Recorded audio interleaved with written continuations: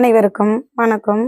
இப்போ நம்ம கோர்ட்ல என்ன நடந்தது அப்படிங்கிற வீடியோவை போட்டிருந்தோம். அப்போ ஒருத்தர் கேட்டிருந்தாரு, அம்மா ரத்தன ஐயா எப்படி இருக்காங்க, ஏன் ரத்தன ஐயா இப்பெல்லாம் வரதில்லை அப்படின்னு சொல்லி கேட்டிருந்தாரு. அதுக்காக ஒருத்தன் கமெண்ட் போட்டிருந்தான். எப்படி கமெண்ட் போட்டிருந்தான் அப்படின்னு பார்த்தீங்கன்னாக்க, ரத்தன ஐயா இறந்துட்டாரு, அதனாலதான் வர முடியல அப்படின்னு போட்டிருந்தான். ஏண்டா பரதேசி பண்ணாடா நாயே, ரத்தன ஐயா இறந்தா உனக்கு என்னடா கிடைக்கும் சொல்லுடா நாயே, நீயே சொல்லு. ரத்தன ஐயா அப்படி என்னடா உனக்கு பாவம் பண்ணினாரு, ரத்தன ஐயா இறந்தா உனக்கு என்னடா கிடைக்கும்? ஏன் உன் பொண்டாட்டி பிள்ளைங்க சாகக்கூடாதா? நீங்கெல்லாம் வாழணும், நீங்கெல்லாம் அவ்வளோ நல்லது பண்ணியிருக்கீங்க, நீங்கெல்லாம் அந்த மண்ணில் வாழணும்.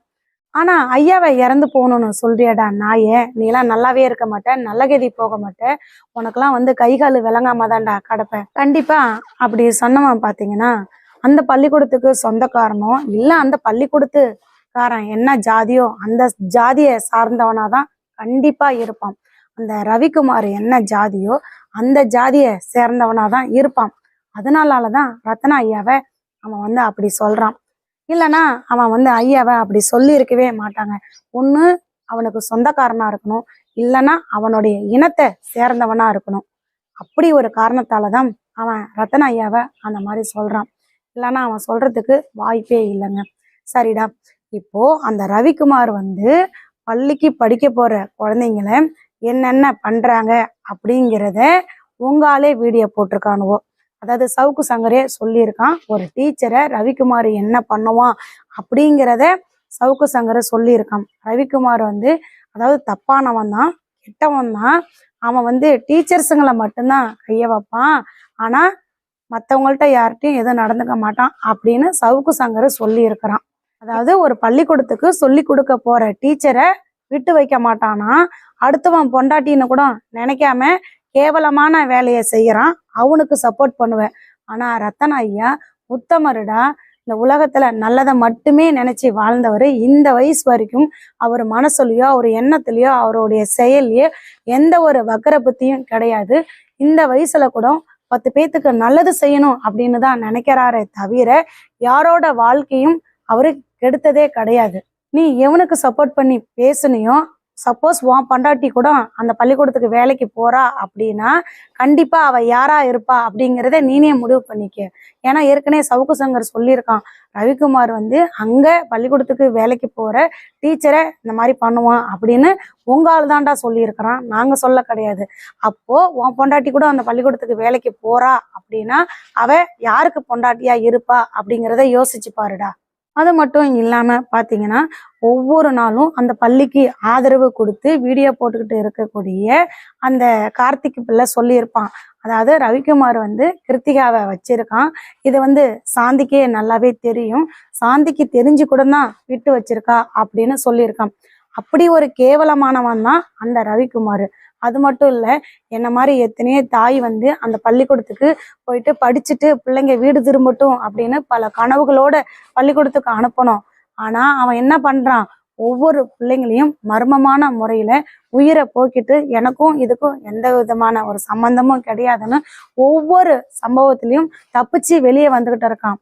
எங்கேயாவது ஒரு அநீதிகள் நடக்குது அப்படின்னா அந்த அநீதியை தட்டி கேட்கறதுக்கு தான் ஐயா போய் நிக்கிறாரே தவிர எந்த ஒரு அநீதிக்கும் துணைப்போக கிடையாது. உங்களுக்கு ஏன் அவர் மீது கோபம், அவர் சாகணும் அப்படின்னு நினைக்கிற அளவுக்கு உனக்கு ஏன் கோபம் அப்படின்னா, நம்மளுடைய ஜாதிக்காரரா இருந்துக்கிட்டு நம்மளுடைய இனத்துக்காரரா இருந்துக்கிட்டே நம்ம செஞ்ச தப்புக்கு துணை போகாம நீதிக்கும் நியாயத்துக்கும் நிக்கிறாரே அப்படிங்கிற கோபம் தாண்டா உனக்குள்ளார வந்திருக்கணும்.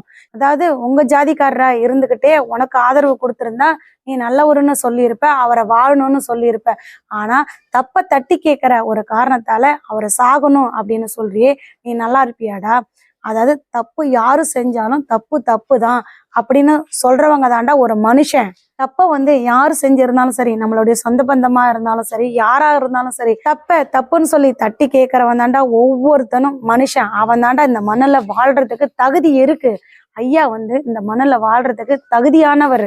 இந்த மண்ணுல வாழ்றதுக்கு தகுதி அற்றவர் யாரு அப்படின்னா நீ தாண்டா. ஏன்னா உன்னுடைய ஜாதிக்காரனா இருந்து ஒரு தப்பு பண்ணியிருக்கான் அப்படின்னு தெரிஞ்சும் அவனுக்கு சப்போர்ட் பண்ற, அவனுக்காக கமாண்ட் போடுற அப்படின்னா நீ இந்த மண்ணுல வாழ்றதுக்கு தகுதியே கிடையாது. நீ போய் செத்து போடா, நீ உன் குடும்பத்தோட கூட போய் செத்துப்போ. உன்னை யாரு வேணாங்கிறா? நம்ம ஜாதிக்காரன் ஒருத்தன் இப்படி பண்ணிட்டானே, இவனை ஒவ்வொரு நாளும் மீடியாவில் காட்டுறாங்களே, வீடியோவில் காட்டுறாங்களே, இந்த தாய் போல எத்தனையோ தாய் அழுதுகிட்டு இருக்காளே, இப்படி நம்ம ஜாதிக்காரன் ஒருத்தன் இந்த மாதிரி பண்ணிட்டானே அப்படின்னு நினைச்சு வெக்கப்படு, வேதனைப்படு, கேவலப்படு, நீ போய் குடும்பத்தோட சாகுடா. ஐயாவோட காலை கழுவி தண்ணி குடிச்சா கூட உங்களுக்கு எல்லாம் புத்தி வராதுடா. அவரோட எண்ணம், செயல், அவருடைய நடவடிக்கை இதெல்லாம் உங்களுக்கு சுட்டு போட்டாலும் வராதுடா. ஐயாவோட நோக்கம், எண்ணம், செயல் எல்லாமே என்னவா இருக்கு அப்படின்னு பாத்தீங்கன்னா, யாருக்கும் கெடுதல் நடக்கக்கூடாது. அப்படி யாருக்காவது ஏதாவது ஒரு துன்பம், இன்னல்கள், ஒரு பிரச்சனை அப்படின்னா அங்க போயிட்டு அந்த பிரச்சனையில அவங்களுடைய கஷ்ட நஷ்டத்துல நம்மளும் பங்கு கொள்ளணும். இந்த நாட்டுல நீதியை நிலைநிறுத்தணும் அப்படிங்கறதாண்டா அவரோட எண்ணமா இருந்துட்டு இருக்கு. உங்களை போல யார் குடும்பத்தை கெடுக்கலாம், யாரை அழிக்கலாம், யாருக்கு துரோகம் பண்ணலாம் அப்படின்ற நினைப்பு அவருக்கு ஒரு பர்சன்டேஜ் கூட கிடையவே கிடையாதுடா. அவர் எதுக்காகடா சாகணும்? அவர் இன்னும் பல்லாண்டு வாழ்வாருடா. உங்களுடைய எண்ணத்துக்கும், உங்களுடைய புத்திக்கும், உங்களோட கேவலமான செயலுக்கும் நீங்க தான் அழிஞ்சு போவீங்க. ரத்தன ஐயா ஒவ்வொருத்தங்க மனசுலயும் வாழ்ந்துகிட்டு இருக்கிறாரு. உங்களை மாதிரி ஒவ்வொருத்தங்க வாயிலையும் சாபம் வாங்கிட்டு இருக்க கிடையாது. உங்களை மாதிரி நாய்ங்க தான் எல்லாரும் நாங்க சபிச்சுக்கிட்டு சாபம் விட்டுட்டு இருக்கோம். அந்த மாதிரி ஐயா வாழ கிடையாதுடா. ஒவ்வொருத்தங்க மனசுலயும் வாழ்ந்துகிட்டு இருக்கிறாரு. ஐயாவோட நல்ல மனசுக்கும், நல்ல எண்ணத்துக்கும், நல்ல சிந்தனைக்கும் தாண்டா அவரு எந்த ஒரு நோய் நொடியும் இல்லாம ஆரோக்கியமா வாழ்ந்துட்டு இருக்காரு. உங்களை போல கேவலமான புத்தி, கேவலமான செயல் கொண்ட உங்களுக்கு இந்த உலகத்துல இருக்கிற எல்லா நோயும் வரும்டா.